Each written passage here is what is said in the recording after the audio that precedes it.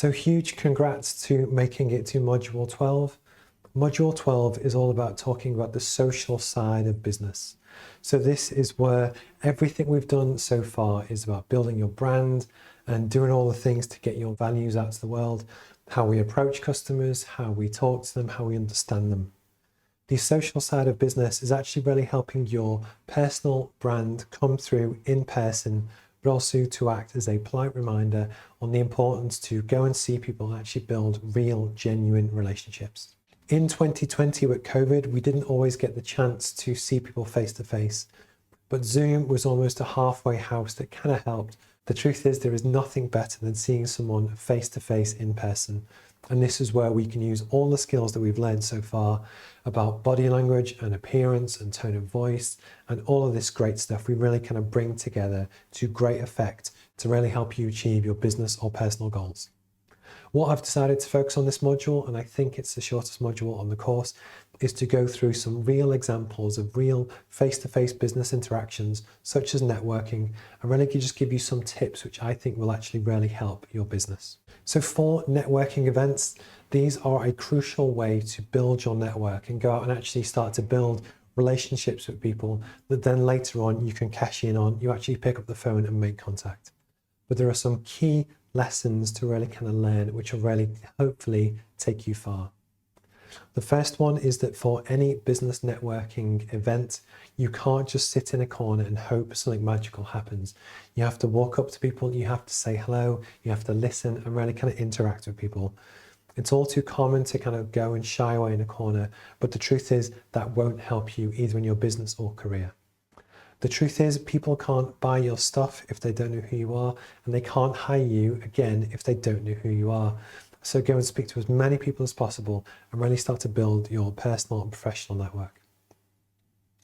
The next is business cards. Although these are still maybe used less now than they ever have been, they're still really important to have just to leave someone with a lasting reminder of someone they met maybe the day before, so that when you follow up, you can stay on people's radar.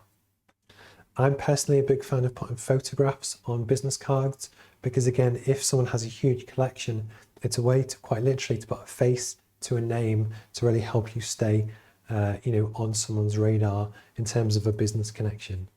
But the important cardinal sin is when you go to an event and you forget to take them.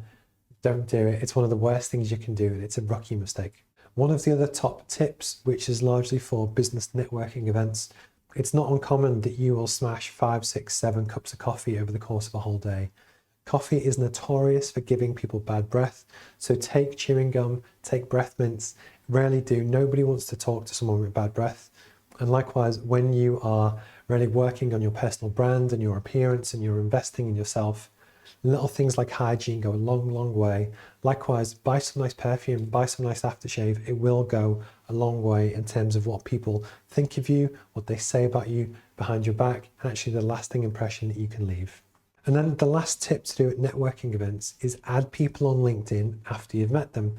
Whenever I personally have any business interaction with anyone, email, LinkedIn, whatever, I'm adding them. I think it's a way for me that you want to build your network, that likewise, it just puts someone into your ecosystem so that as you start to build your content and put it out over time, it's a way for you to stay on people's radar that's very inoffensive, especially if you're adding value.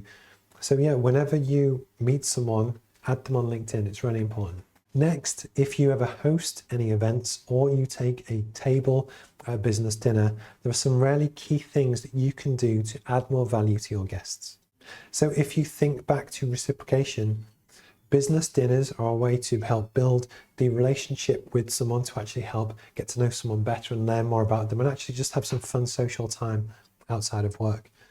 But actually really ask people, what is it that you would like to get out of this event? So if you wanted to invite a customer to a business dinner, it could be an energy networking event, you take a table, you want to invite guests to basically get to know them better because they're probably prospective customers. But actually ask them in advance, what would you like to get out of this event? Is there anyone else that you would like to meet? And then you can add more value to introduce your client to that person at the event. But then likewise, it also just shows that you care about the people you're inviting. You want to help them achieve their goals. and you're not selfishly just thinking about yourself. So always think about your clients too, and what can they get out of the event. One of the other big things as well is just make it fun. No one likes to go to dinners that are very boring and stuffy and the table is rubbish and nobody's having any fun. If it's bad or the event is bad, just joke about it with your contacts. The more real a connection you can have, and likewise, if they're also thinking this event is bad, if you don't say anything, they're going to think that you think it's good, and actually that probably will affect your relationship. Is where just make a joke about how the event is, you'll probably relax, have a better time because of it, and actually just build the personal relationships, but just allow your guests to have fun. It's really important. But I would say try not to drink too much. I've had it myself where I've been invited to a dinner, I've maybe enjoyed the wine a bit too much, and then later come to regret it. I still die thinking about events where I've got drunk too much. So just be controlled, be conscious of your behavior, because actually, we're trying to leave the best possible impression that we can. And last but not least, within your network, find the people that have lots and lots of connections. People often think that a business network is like lots of equally sized bubbles or groups, but it's not. You will have super connectors, people that are connected with a lot of people within their network that are very well known, and those people have so much more influence than everyone else. So if you're trying to build your network, seek out the people who are very well connected, who know a lot of people. Make friends with those people first, and it will take you a long, long way. If you're not sure where to start, check out LinkedIn and you can see how many followers people have. And if you only have a certain amount of time and resource to get to know different people, really look for the super connectors, the people that have a lot of contacts. So that's it for the social side of business. This is a really kind of short and sweet module. The whole point is to really remind you that for all of the work and effort that we put into your personal and professional brand and everything else that we've done, to really kind of make that shine is when this comes through in person. And that happens in person. So book in these meetings, go to events, really go out and shake hands, and basically use that to really help your brand come through. If you've got any questions or you have any tips that you'd like to share, please send them in and I'd love to share them with the group. Likewise, if you have any questions, please let me know.